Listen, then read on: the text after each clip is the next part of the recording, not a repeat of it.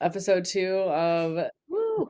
the talk show that is yet to really be named, but we'll call it Two Women Talking. Yeah, for now, that's what it will be. That's what it is. So how you doing? I'm good. I would say that things over here are boring in comparison to this van life adventure you're on. So please tell me, what have you been up to? Where are you right now? I never know where you are. My cousin Mike's house, and I get to park in the driveway, and it's been awesome because I feel like this part of my family understands me more than my nuclear family. So we really connect. And we went kayaking on Saturday. So I loved it. I had only had experience in the Florida sun going kayaking before that, and I had gone with Ben, my old roommate. I'd always gone with some dude, some weird dude, dusty dude, I would call it. And then I also went in the cold in South Africa in 2019, but I was like really depressed at that time because it was right after my divorce and the dust had settled from a lot of things. So it was the only experience I had kayaking. But I really wanted to go. I was like, yeah, let's do it. And it was just this idyllic little lake called Tai Hack in the Bighorn Mountains. And I was in heaven. I was like, you don't have to be on a river. You don't have to keep up with the dusty dudes you're with. You can just paddle.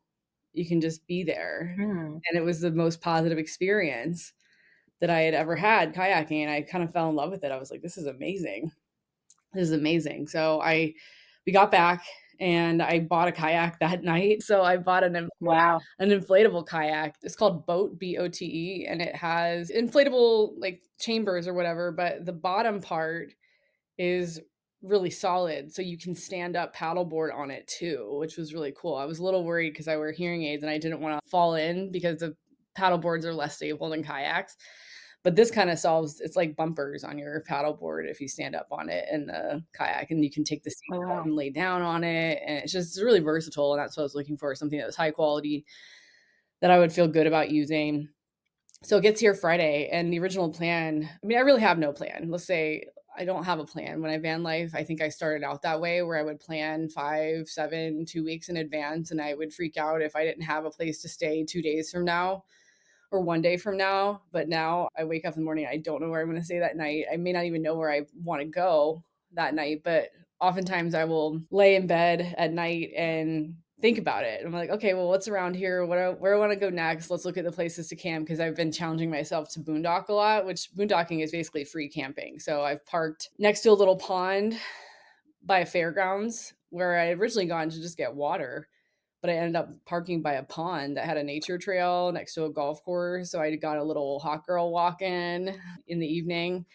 And then I just got to sleep next to a pond. It was really peaceful. And I love to add those spots to the iOverlander app that tells you where all the spots are because I feel like Hmm. that's my contribution to the community of overlanders. The app is called iOverlander, so that's how I found so many camping spots. But every time I find something, like I found water in a cemetery one time, I'm like, gotta add that because there's so much water in that cemetery. It was wild. There's just spigot after spigot every 20 feet in this massive Wow. cemetery, and I was like, if somebody just needs to pull up alongside it like I did to fill up their water, because I think this was in Michigan. Yeah, Michigan. And I had tried to camp at some campgrounds, but everything was sold out. And that's what I like about I don't really like planning ahead necessarily because it's now I have to be at this spot and there's this constant pressure to be like at a certain place at a certain time and there's no spontaneity. And I've really learned to love the spontaneity and being in the flow because the anxiety that I had about planning ahead, that me living in the future, and it's hard to be happy when you're always thinking about where you have to go next instead of being where you are. And that's true in life Yeah. too. It's true in work, it's true in business. Stop trying to be someplace else, which is like the most ridiculous thing when I think about the leaving my religion, losing my religion. I was writing about that. Did you see what I shared? The response that somebody had to that? They'd been on my list for probably a decade, and probably not that long because I've only been in business for a decade, but they had written to me and Yeah, they were like, I'm part of the true faith. Did you see that? I did. Mhm. Yeah, he was. I put it on my Instagram, the screenshots, and I blacked out his last name. But I was like, I don't want what you're offering, Timothy. But he responded, and he was like, I'm not part of Christianity. I'm not part of any of these denominations or any, but I am part of the Lord's Recovery Church of the True Faith, the one true faith. And that's like the true faith, the one true faith, Mm, and that's right there when somebody tells you that mhm. they're part disgusting part. It was, "Don't take offense, but I don't wanna hear any more of your nonsense." He literally said that, and I was like, No offense, but this is extremely offensive.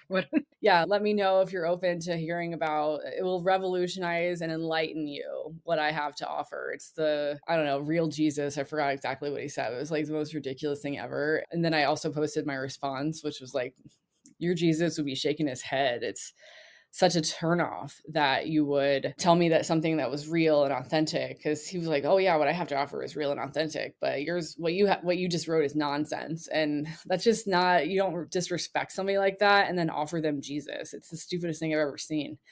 And I told him, please don't contact me again. But what does he do? Responds two more times. So I just block him. He responded two more times, and he was just like, "Oh, I care about you. So if you do want to talk about it, I'm still available." And so desperate, like such desperate energy. I think he's actually a creepy dude. I just think he's a creepy Uh-huh. dude who wants my attention and screwed up. And I called him out on it. And now he's like trying to backtrack, is what it feels like. Yeah. There was a guy I So blocked on Instagram, but then he joined the Facebook group. His name is Andy Davis, and I swear he's a scammer. I finally just blocked him on the Facebook group too, because he was like, in response to my $1,500 1 month container, which is, I think, a really good deal because you get access to me privately for 30 days on Voxer after an hour and a half long session. He was just like, I just don't see what the value is. I wouldn't pay more than $100 for a consult with you. And then the possible outcome is that you just smile for an hour and a half and I'm out over $1,500. And I was like, well, I don't, it has to go both ways. Like the client has to be somebody I want to work with too. So if somebody doesn't think I'm worth more than $100 an hour, or thinks that the only thing that I can do is smile during a session, that's not somebody I want to work with.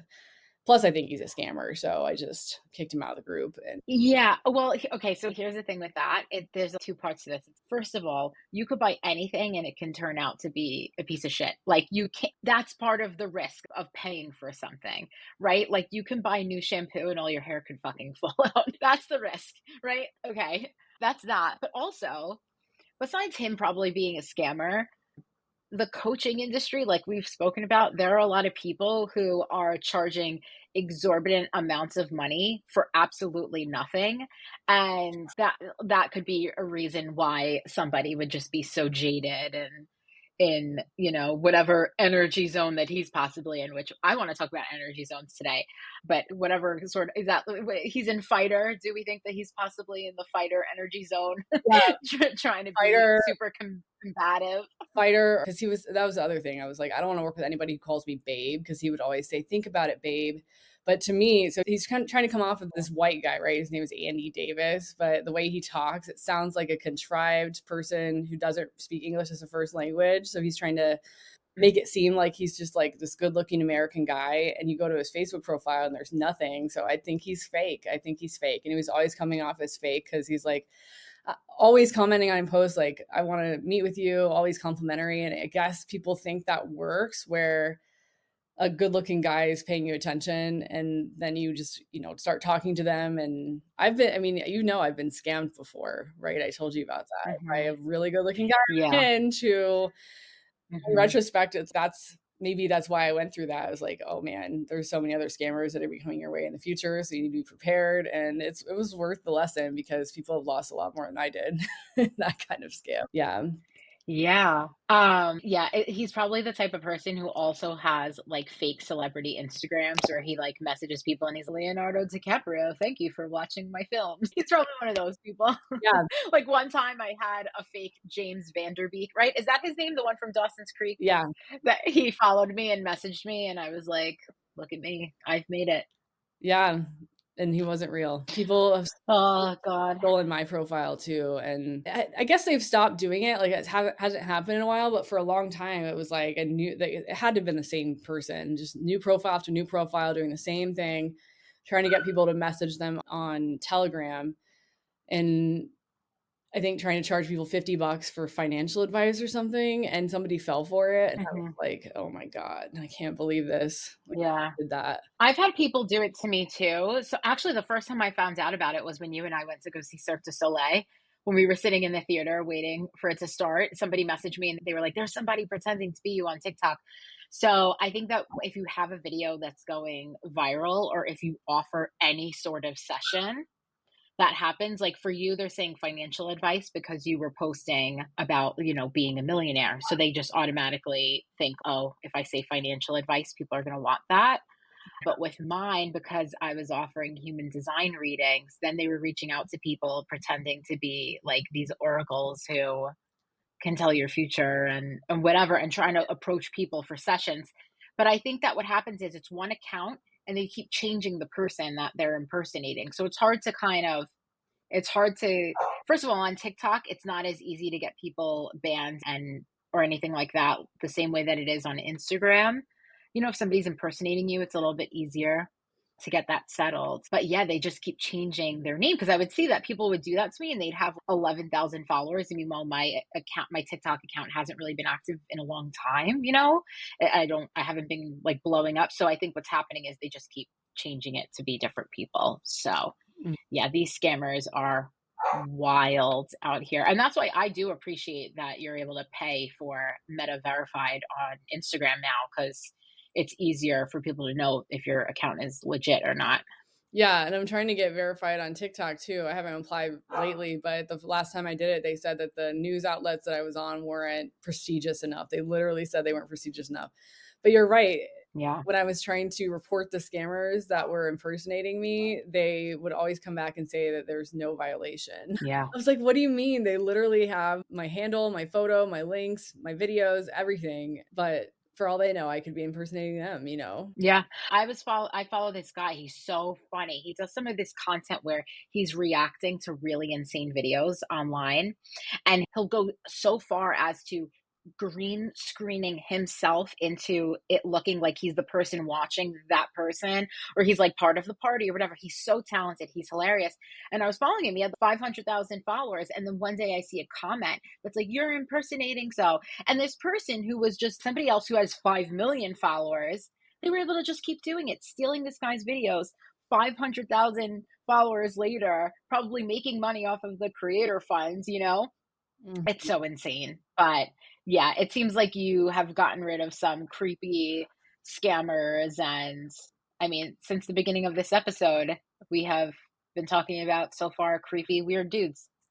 Yeah, that's the theme. That's the theme. I think it's somewhat disheartening when you work hard to make stuff, and we both work hard to make stuff for the channel, and the comments are just from creepy dudes. And I find it interesting. I've been replying to some people. There was actually one woman who was like, they love to say that, oh, 4,000 square feet's not a mini mansion. I was like, well, it's a house that's custom built. Every inch of it's custom built, and it's worth 2.2 million right now. I don't know what you'd call that, but it's people just wanna nitpick and they just wanna, and Hmm. that's an indicator of low energy. It's a reflection Hmm. of who they are, and there's a quote that says, I've thought about this a lot over the last week or so because we've had some really deep discussions here. We don't see things as they are, we see them as we are, and that's why people in the victim and the fighter energy zones, they're dealing with a lot of not introspective, it's the exact opposite, but they've turned against themselves. And I know because I've lived there for a while. I spent like 2 or 3 years in victim mode, 2.5 years probably in victim mode, just feeling apathetic. And a lot of that had to do with what was going on in my brain and it not being healthy. But a lot of people just live there. They could be perfectly healthy. I find it actually hard to believe, though, that people can actually be perfectly healthy and also depressed, because depression is very physical as well as mental. So the physical is what's very much influencing the mental. So if they're eating really badly, I was eating very poorly. If they're dehydrated, those are all physical things that can contribute to depression. Same thing with having heavy metals in the brain, but a lot of it just has to do with the fact that your brain doesn't have what it needs, and your brain doesn't have pain receptors. So the only way it can tell you that something is wrong is by how you. So if you're not feeling Hmm. really well, the answer is not, well, I'm a terrible person, which is what I did. I was like, well, I don't feel myself. I don't feel like doing anything. I don't like other people. I don't like the way my voice sounds. All these things that were just piling on top of each other. And then, of course, it didn't help that a lot of doctors were telling me that I had bipolar disorder or ADHD or OCD or all these things, but just telling me that I had to take pills for it and there was nothing else I could do. that wasn't helping either because I was like, well, I'm broken. I'm not going to have the life I wanted. They literally said, you're not going to have the life you wanted. You just have to get used to that. That's what therapy's for, where you can kind of adjust your expectations for your life. And if I had listened to that, if I had listened to the doctors tell me that my life wasn't going to be what I wanted it to be, no wonder people get depressed when they go to psychiatry. They get more depressed when they go to a psychiatrist or some doctor. Because even my general practitioner prescribed me drugs. She just wanted to help me. I don't think she definitely wasn't like out to get me or whatever. But I knew that the taking Seroquel, an antipsychotic that my grandmother took when she was in not the mental hospital, the aged care, the memory care center when she had Alzheimer's, she was taking Seroquel and they tried to prescribe me that. And I was like, it's not what I want. And that's not going to solve the issue. So it goes kind of hand in hand. And in many ways, we are victims to the society that we live in and the fact that our food is poisoned and the information that we receive is inaccurate. And we think that there's some outside cause that we can't control, or like our genes is causing us to be, are causing us to be sick. And then we don't have control over that. And it's just a whole bunch of lies. It's a whole bunch of lies. Yeah, it's so interesting. Do you have a healthier lifestyle?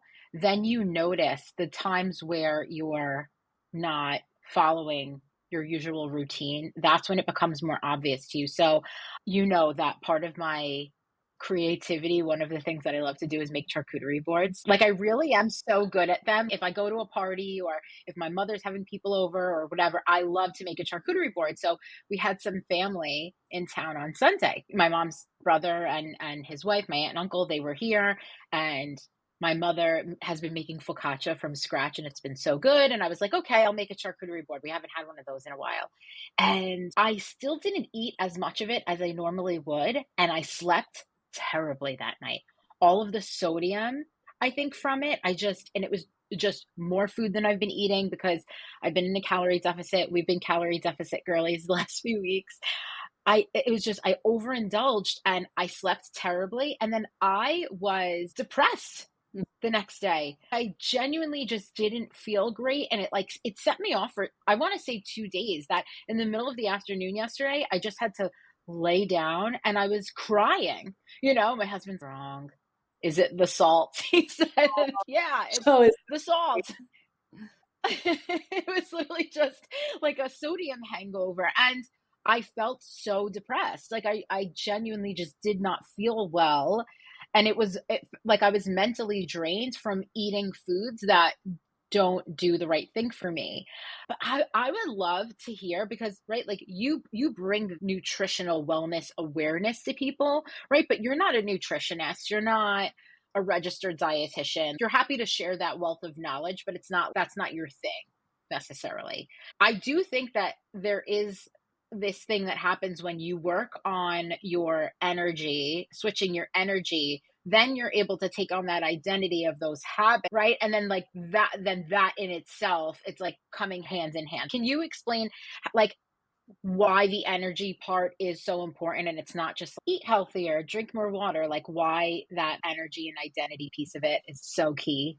Oh yeah, it's a huge part. So you could have a perfect diet and still be depressed, I think, because there is a major element. I wouldn't say that it's all mindset or all nutrition. That has to go hand in hand because we're whole beings. First, I want to describe what energy is. Energy is basically everything we are. It's our essence, but the major building blocks of our energy come from our beliefs, our thoughts, and our feelings, because that's what's creating our actions, and that's energy as well. Money is energy, but money is like a byproduct of our energy. So it's all this integrated thing. And our thoughts and our feelings are creating our actions that are creating what we do and don't do. But the most important thoughts that there are, or part of our energy, are the most important element of our energy, I should say, is our beliefs and our thoughts about ourselves and who we are. So the belief you have about who you are. So for example, if I think I'm a loser, or if I think I'm a has-been, or if I think I'm an unattractive middle-aged woman, like this asshole on my Instagram recently, he was like, oh, well, you're just giving hope to unattractive middle-aged women everywhere. I was like, wow, it's sad that you see the world that way. But if I think that about Wow. myself, if I think that about myself and I believe other people's perceptions of me, which many of us do, our concept of who we are comes from these reflections that we have gathered from other people. So maybe we were in fourth grade and we got rejected by our friends, or somebody in middle school told you that nobody likes you, and you don't know any better at that time. So you internalize that and it becomes part of who you are. If your sister always said that you're a terrible dancer or was always telling you to shut up, you might internalize that what you have to say isn't important. So you kind of create this concept of yourself, your self image around these perceptions and reflections that you get from other people, because you don't know how to look within yourself to figure out who you really are and allow that to shine. Because we're just blank canvases when we come into this world. But I do think we do come into the world with a purpose as well.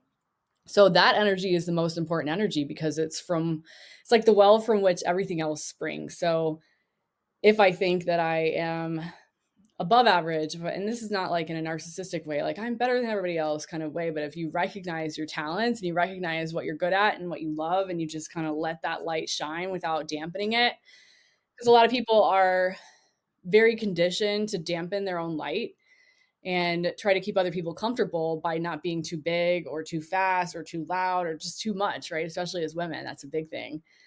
And that's because they've internalized this belief about themselves that they're too big or too small or too loud or too much in general, or they're not enough, right? They have these kind of subconscious things playing in the background, when really that's guiding how they do things, what they do, and how they do it.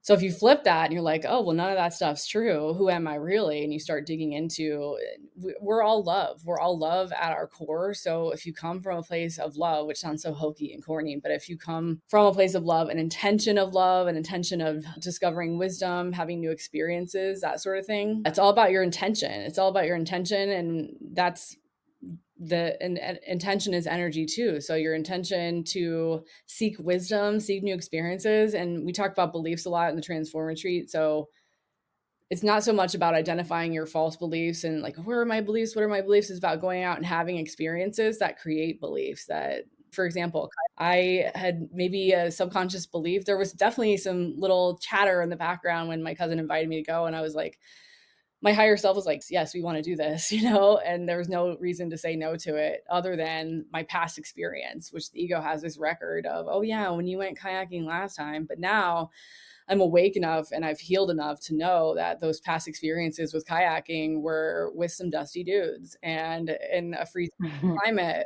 where I was like uncomfortable, stuffed into a life jacket.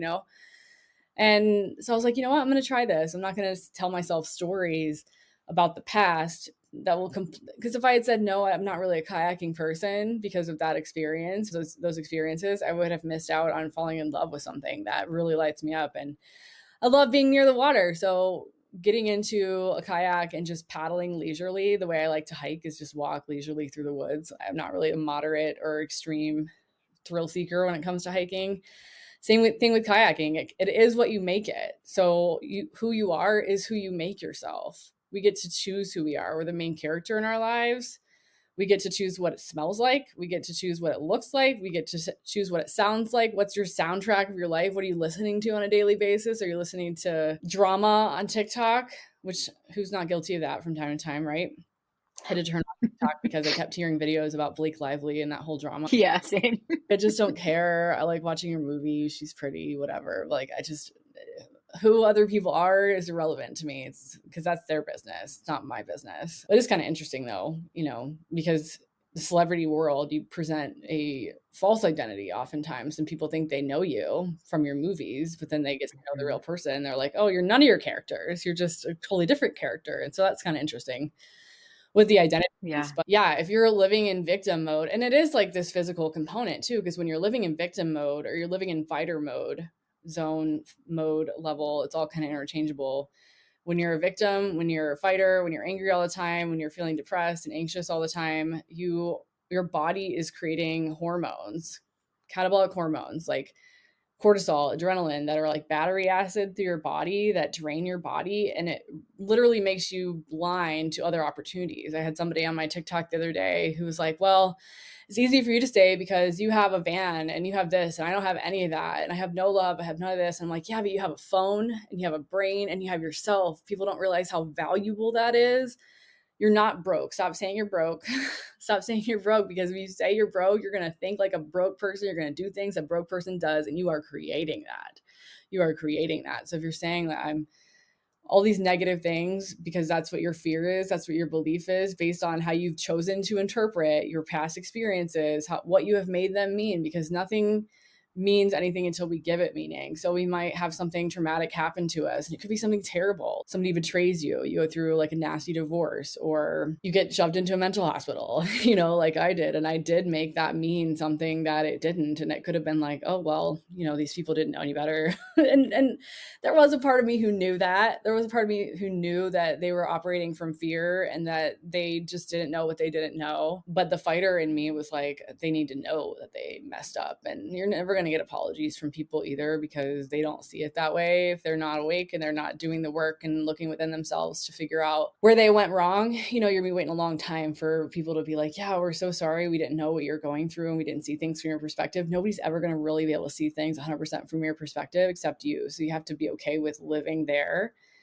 and being your own best friend. And when it comes to mental health, physical health, your life, you have to be your own best friend. I like to ask clients, who's the most important person in your life? And it's kind of a trick question, because when somebody's stuck in the caregiver energy, for example, where they're in the catabolic zone or the catabolic zone of the caregiver energy, say that 5 times fast, they will take care of other people, but they won't take care of themselves, and they'll feel resentful that they're not getting back what they're putting in.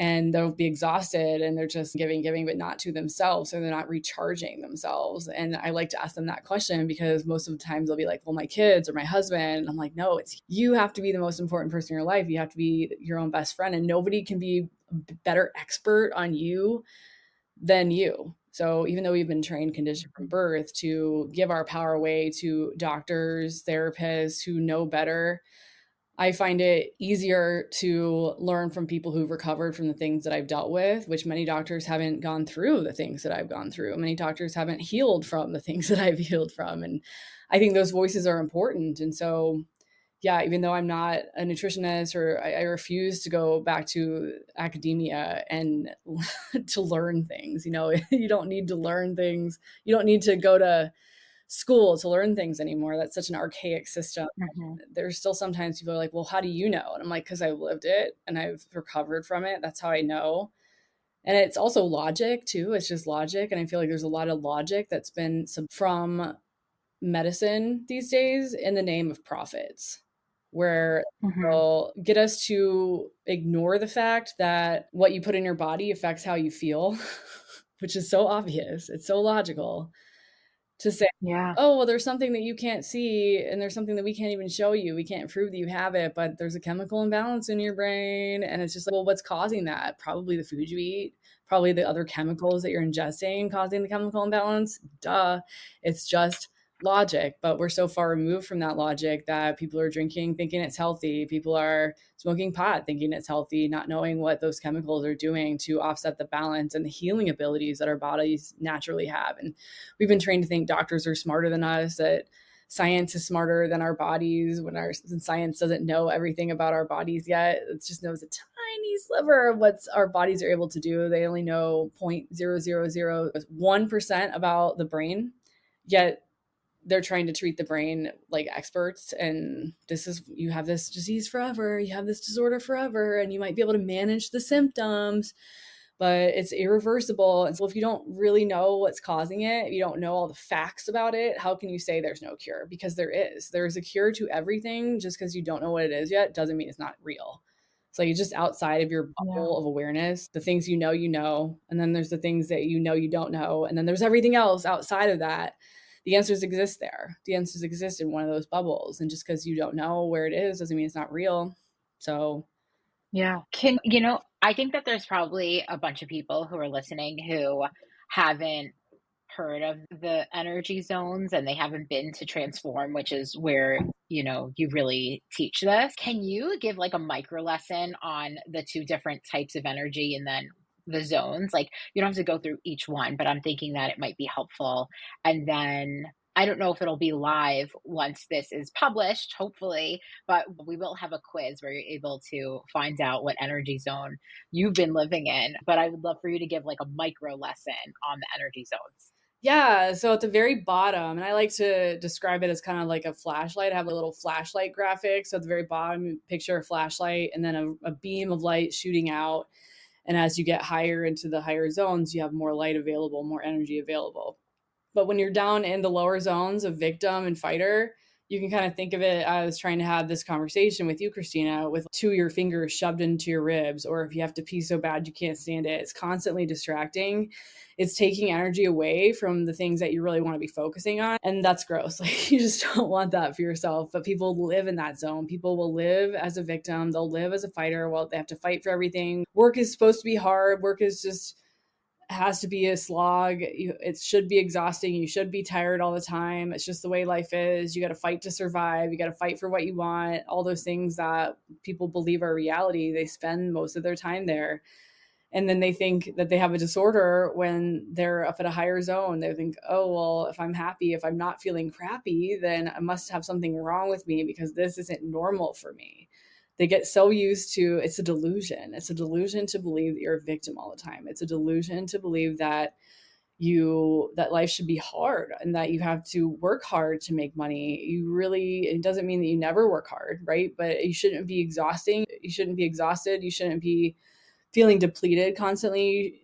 Burnout is not required to be successful. And my view of success has changed a lot over the years. It's not about how much money you have, it's what options you have available. So are you able to live your best life? Are you able to feel really good every day? Are you able to make choices in what you do with your time? That's freedom. And I think that's real success. So, but if people have convinced themselves in the victim and fighter zones that they don't have that possibility, that's not for people like them, then they're not even going to think outside of that. They're not going to realize that the stress is self-induced because they've decided, well, so-and-so is mad at me. Like, a lot of codependency exists down these levels too. And it could be in caregiver level as well, but people will drop down into victim and fighter from caregiver oftentimes because they're overgiving and they're not recharging and they're doing it kind of for the wrong reasons. They're not doing it from a place of love. They're doing it to gain acceptance and validation. If they don't get it, they're mad. So codependency comes from that a lot, where if somebody gets mad at them, then their reaction is to hide, to be like, oh, I'm such a loser. I can't believe I messed up. Well, what if the person that got mad at you, I'll give an example. I have a family member who consistently gets angry because that's what she chooses. And I used to believe for a long time that because this person was angry that I had done something wrong and that I was in the wrong. But no, it was just her making a mountain out of a molehill and there was a lot of gaslighting going on. And when I realized that, I set myself free from a lot of the belief that I had done something wrong, that I was at fault. And I saw learning about the energy zones is helpful too, because when you're in that situation, when somebody gets angry at you or they believe that you've wasted their time or whatever they accuse you of doing, then you can see, because you know what your intention is, and you can see that they are actually choosing to be a victim. They're choosing to, because they see you as they are. They're like, oh, well, they're probably doing this and this, and they'll try to gaslight you and be like, well, yeah, you can tell me you had good intentions, but I know the real truth, and it's helpful to understand the energy zones when you are in those types of conflicts, because you can choose to not be a part of them. And I think there's a lot of patterns. Somebody's either a victim or they're a perpetrator. So there's just a lot of fighting going on in those lower zones where and of course we see a lot of movies too, where it shows us what's the normal response when somebody cheats on you. You're supposed to freak the fuck out and start like being angry. Well, I feel like if somebody ever cheated on me, sure, it would hurt.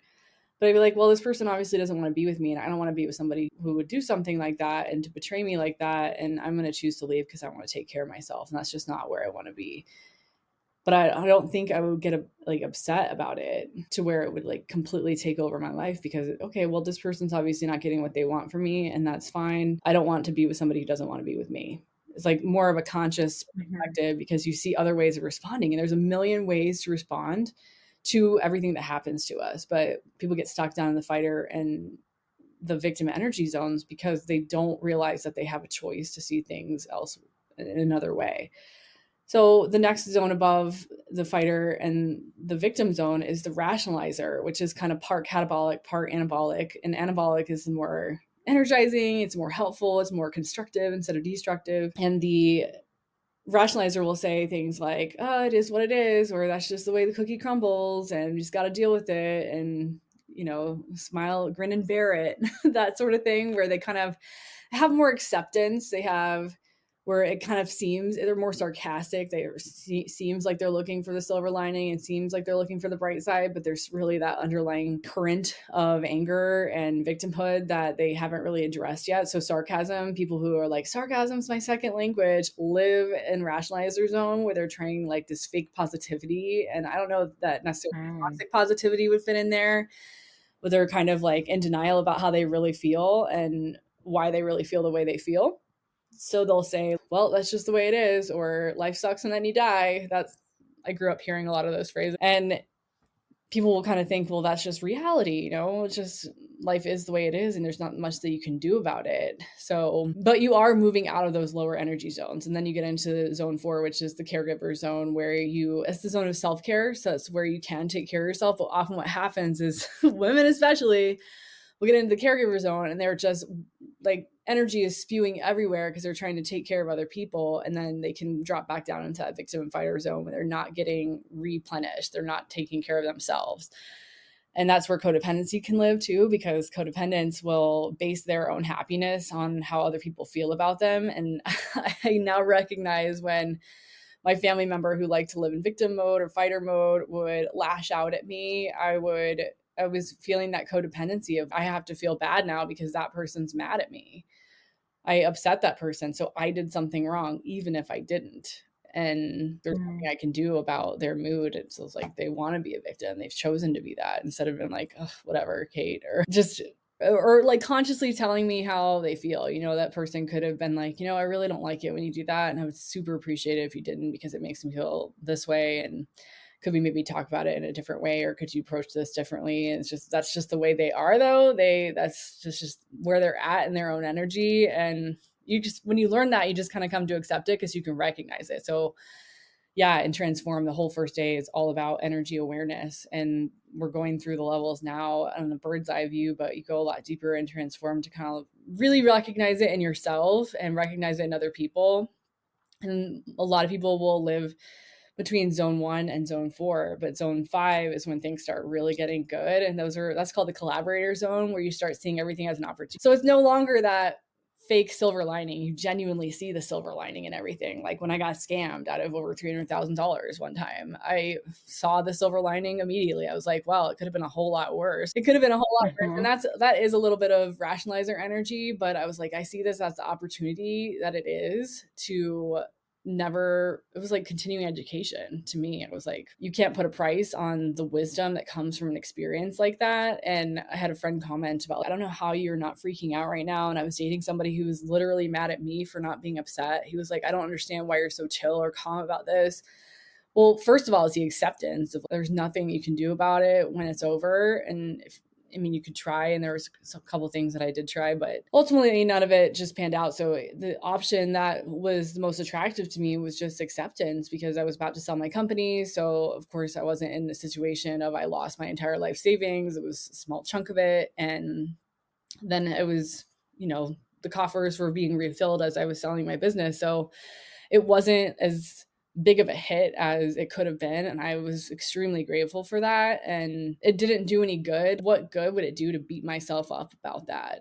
And I think that's where Yeah. the awareness piece comes in when I talk to clients who are stuck in the victim and fighter zone, where they will say, I beat myself up about this all the time. And I ask them, I'm like, how is that serving you? Because what's actually happening is they're using so much energy beating themselves up and making themselves feel bad when they could be using that same exact energy to go someplace else in their minds, to look for opportunities to transform that pain into passion, into purpose, into something that helps other people. And that's why I tell a lot of the stories that I do now, because I think people need to hear that there's another way to view things. Like, I've certainly been betrayed, I've been stabbed in the back, and all of these things that, I could be a victim of, but I choose to speak about them and I choose to look for what I gained through those experiences. And it feels so much better, because in that energy, that's when you become a magnet for the happy things in your life. You become a magnet for the experiences that help you grow. And yeah, I think you can't be happy if you're stuck in the past. You can't be happy Mhm. if you're freaking out about the future. And that's what depression is when you're stuck in the past. Anxiety, and of course that powerlessness feeling that comes with it, of I made myself this way. That's where I was. I'm like, I am to blame for who I've become. Yeah, but you're not stuck that way, right? That's where you have to realize, like, you can take this energy of feeling terrible about yourself and transmute that into an opportunity to learn about yourself, to grow, to expand, to find new experiences. And new experiences are what is going to change our beliefs in the first place. And then if you're stuck in the future, worrying about stuff that's never going to happen, most likely, right? People are like, oh, I'm going to run out of money. Well, why do you think that? If you've never run out of money before, if you've never been on the street before, why are you worried about Mhm. living under a bridge one day? And that's probably never going to happen. And that's a big piece of advice I give to people who have scarcity issues. Is something that I've used myself. Is, have you ever, and or will you ever have to live under a bridge? Is it really ever going to be that bad? Or are you just worried that you're going to run out of money? Because somehow people don't realize that money doesn't have any power without them. Like, money is nothing Yeah. without us behind it doing stuff with it. So, and that we're the ones who can create that. We're the ones who can magnetize it to ourselves. We're the ones with the value that generates the money. So, somebody with a scarcity mindset, there's got to be something under there that doesn't feel, it's identity stuff, that they don't feel capable, they don't feel skilled, they don't feel smart enough, it's not good enough, not worthy enough, not deserving enough. There's something under there that's telling them that money has to be given to them. They can't go out and find it, they can't call it to them in some way. So there's a lot of shifts that go through that. So yeah, collaborator is looking for, this is a little bit more than a very short version, but the collaborator looks for the opportunities and everything, because there's an opportunity in every situation. And then you move into visionary, where you start seeing the bigger picture of everything, and you start seeing the illusion of everything, that nothing has meaning until you give it meaning. You start seeing fun in everything too. Like, oh, this is fun. This is a fun challenge. Like, when I get mean comments, I'm like, oh, I'm going to troll this person a little bit and just ask them a question. I'm curious what made you want to leave this mean comment today. Of course, they don't answer, but they probably read the comment and maybe it makes them think.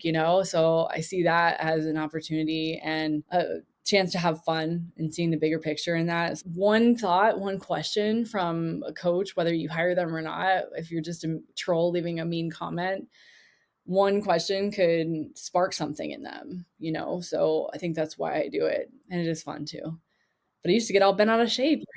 So I'm like, Mhm. some part of me that believed them. It's just, oh, maybe I am an unattractive middle-aged woman who gives hope to people on social media. It's like a pseudo backhanded thing, but it would make me think, oh, maybe that's true. Maybe that's true. But, understanding where that person is coming from is a reflection of themselves, and that's who they're choosing to be in that moment. I don't want to live there with them.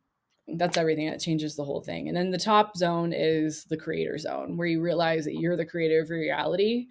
And that's a powerful place to be, because it means you're fully present and you see the unity among everyone, and you can see, you might not be conscious that you're in zone 7, but nothing bothers you. There's no right and wrong, there's no us versus them, there's no separation. Everything is just kind of together. And so when you see somebody who's down in zone 1 just having a hissy fit because of what you did to them, or what words, how you offended them by being positive or whatever, you understand, you have compassion. There's massive amounts of compassion in the higher zones. And that's something I recall distinctly not feeling. I thought, because I hated myself so much. You can't feel compassion for others if you don't feel it for yourself.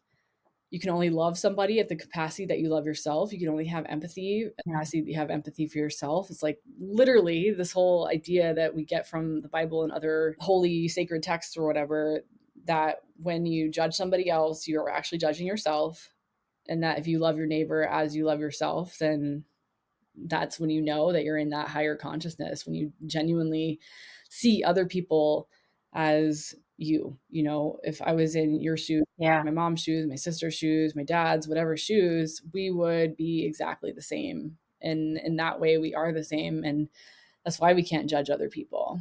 So, yeah, that's kind of the bird's eye view of the energy zones. And we can choose to be in the zone. So, it's about awareness. That's probably the most important part of that process, is just becoming aware that you have options, because it can change Yeah. everything when you realize, like, oh my gosh, I don't have to be mad at this. I don't have to be angry about this. I don't have to start catastrophizing. Like when the city sends me letters about not advertising on Airbnb or Peerspace or whatever, which they did. They sent me a letter. They sent me a letter about my Peerspace after almost 2 years of having my house on Peerspace. They finally found my ad. Mhm. They sent me a courtesy notice to let me know that illegal open house parties is what they're saying that advertising on this platform isn't indicative of, and it would actually be a violation of the use and occupancy for less than a month ordinance. But now I have an attorney and the house is in the name of the trust, so they're not addressing anything to me. And that's done this weird thing where I feel even less emotional attachment to it. So I feel confident just letting them know and putting it in my ad that I don't allow anybody, members of my private membership association, to book, and that we don't allow illegal open house parties, and just playing the game. It's really about playing a game. And in those higher energy zones, you see life more as a game, and that makes it fun. And that's energy that it didn't even occur to me when I was feeling angry about the city trying to prevent me from sharing my home with others, that I had the option of seeing it as a game. But when I did see it as a game, everything shifted for me, and it's been fun. It doesn't mean that when they send me another notice or, put a sign in my yard, that there's not, like, the old version of me isn't there and it's just, oh, it feels angry.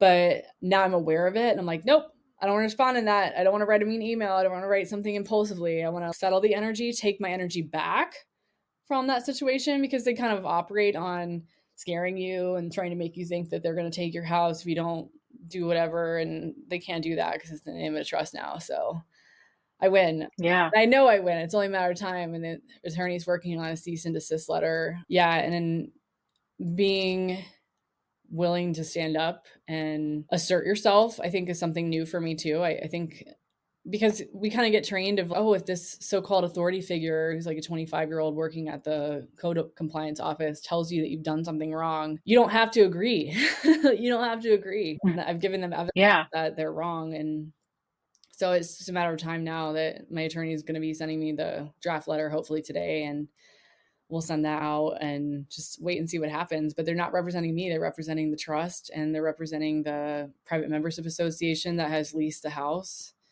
and has every right to do what they want in the house because they've leased it. Not even I want owned by me. It's all owned by me still. Yeah. Well, so when it comes to you're talking about playing the game and stuff, I even though I'm your friend and I know how you operate and, the kind of inner workings of your mindset, there was still this thing in my mind that I conflated energy with manifestation. And I think that a lot of people think that it's the same thing. And you brought up toxic positivity. So, like, when you think about energy and being in these energy zones and working your way through to the end of the flashlight, right? How would you say that there's a difference between this and manifestation or that toxic positivity? Like, how can you still be acknowledging that there has been trauma or that something bad really does kind of happen to you, Mhm. and not just pretending that you're this enlightened person when really you might be living in the rationalizer zone? Like, I would love for you to kind of touch on that before we end today.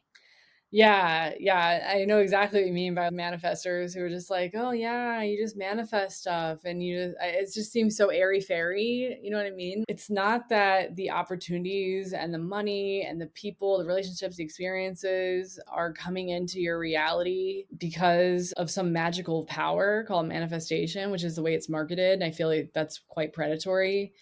It is your energy shifting, because when you're down in the fighter zone, which is zone 2, or you're down in the victim zone, and that catabolic, I call it the catabolic dust cloud of hormones, is a physical experience where people identify with being so angry you can't see straight, like that just it feels like a cloud and you're blinded by it. It's like white hot rage, right? That's catabolic energy. That's stress hormones that are just coursing through your body and it's making it difficult to see the way forward. So when you shift your energy out of those lower energy zones, it seems like things, opportunities, ideas, people, relationships start to appear out of nowhere. But really, all that's happened is you've allowed those emotions to pass through you. You've chosen not to live there. You've allowed those stress hormones to settle down, replace them with the feel good hormones of maybe being out in nature or something. And you've stopped self medicating with drugs. You've allowed yourself to heal. And the opportunities, people, relationship experiences, everything that appears magically has always been there. You just haven't been able to see it. So it's nothing magical. It's very practical. It's very logical of when you're no longer in a space where your energy is going towards hating somebody, hating yourself, feeling like a victim, feeling like you have to fight because you're just so angry that all that settles, the dust cloud settles, and you're just like, even in rationalizer energy, you can start to see, well, it'll be okay. It's going to be fine. It's just fine the way it is. It'll all work out. And then you start getting into caregiver where you are caring for others and it feels really good. You're caring for yourself and that feels really good. You're creating more anabolic hormones that are then lifting you higher. And then you find yourself in collaborator where you're starting to see more opportunities and the opportunity is literally everywhere. And so you're never going to be broke. You're not down in victim mode where you're like, oh, I'm broke and I'm feeling crappy about it. If you're up in the collaborator zone, you're finding business partnerships and starting podcasts, building your team, doing things like that. When you're in the collaborator zone, you're taking more so-called risks that you never would have taken when you're down the victim zone because you're already assuming that, oh, well, I can't spend any of this money or I can't spend money until I've made money. Well, no, that's not the way it works. You're seeing less, you're not operating from fear. And really that's what it comes down to in those lower zones is that you're living in a place of fear. But as you progress and as you, I like to say, become enlightened, but that's not in the hokey way, when you're just dropping all the stuff that's not you, all the stories, all the beliefs. And that doesn't mean that nothing bad has ever happened, but you don't live there anymore. It's not happening now.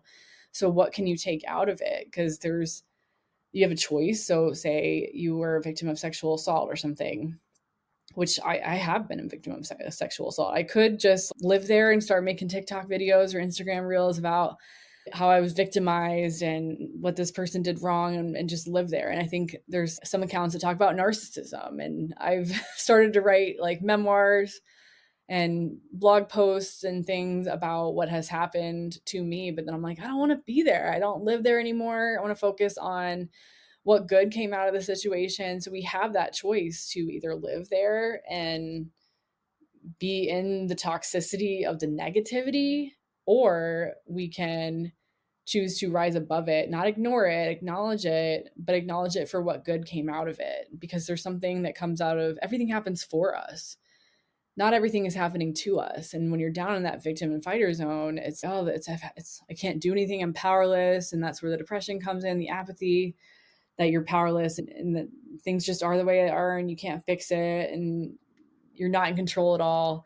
But as you start progressing and allowing your body to create more endorphins and the positive types of hormones instead of the destructive types of hormones that will rust out your body and start causing mental illness and physical issues like autoimmune disorders, then your life just gets better. Because when you feel better, you can see things clearer and you can see the opportunities that were always there. I think as much crap as we can talk about TikTok and how addictive it is and stuff, and I have to cut myself off sometimes. I wasn't on TikTok when I was in my funk, and I feel if I had gone on TikTok, maybe I would have learned some of the things that I've since seen people talking about where they were able to shift out of the funk that they were in. And that's a big reason why I'm on TikTok and Instagram now talking about the things that I talk about, is so I can help people. And you just never know who needs to hear what you have to say. And if there's somebody out there who's listening to me give my sermons and they think that nobody wants to hear what they have to say because maybe they heard that from their sister growing up, that nobody cares, Kate, or whatever, that's not true. That's not true. And the person who said that to you, they said it because of who they are, not because of who you are. So you can't define yourself on other people's assessments of you. Your identity isn't dependent on what others think, what others say about you, how they've reacted to you. Your identity is dependent on who you want to be, and you get to choose that. And yeah, that's what Yeah. I want to close with. And with regard to energy levels. Yeah. And I'm down almost 7 pounds. I've not been in a deficit the last couple of days because I've been with family, but I don't think I've been overeating either. So that's a good thing. Great. Yeah, girl. Well, you look good. Thanks. I still feel, I see the chunk that I want to lose, and I'm excited to see it. I'd like to get it down at least 20 pounds by February. That's kind of the goal. 30 pounds would be ideal because I feel like I say that, but if I'm building muscle at the same time, then it might not look the same, numbers wise. So I'm unattached. Yeah. I'm only attached to showing up and doing this and being committed. And I've also noticed that, like, with not being in a calorie deficit for the last day, or it's been like 2 days that I for sure haven't been in it, maybe 3 days, but I've caught myself thinking like, oh, like I'm failing or I'm not doing this. But I Mhm. also was like, well, this is the time in the past where I've tried to be better at this that I would have given up. And I'm not doing this because you have a bad day or a bad week doesn't mean you can't go right back to what was working so beautifully before and what you were enjoying. So Yeah. I think you've noticed this too. Like I've actually really enjoyed being in a calorie deficit. Have you? Yeah, like having fun with it. Gamifying it. Yeah, it's just yeah, like you're having fun with it. You're like on Reddit threads and like trying to really learn everything you can about it and yeah. Yeah. So, And I'm not hungry. That's the best yeah. part is I thought I was going to be hungry, Mhm. but I just wasn't eating the enough calories. And that's why I was hungry before because some reason I had in my head that I had to eat only 1,200 calories or something. It's so messed up because if you go on like a MyFitnessPal or something and you put in your goal weight, it's gonna and that you want to lose it but with a certain amount of time, it's gonna tell you to eat nothing. So yeah, nope, we are being healthy about it, and that's all that matters. Yeah, and I'm super motivated So to get to the goal without any kind of drug intervention and then talk about it because I think yep, people who turn to those drugs and then they probably tell themselves some of the same things that I was telling myself, that it's too hard, that it's going to suck, that they can't stick to it, that they have all this food noise, but there's so many underlying things. The food noise might come because you don't have clarity about why you have the food noise. It's not something you can't control. All right. Well, thanks for tuning, everybody. I hope you guys enjoyed the episode. The podcast is on Substack now, primarily. It's on all the other channels as well. But if you go to thekateawakening.com, you can access my little Substack website and leave comments on this episode. So you can let us know what you thought. Yeah. All right. Thanks, everybody.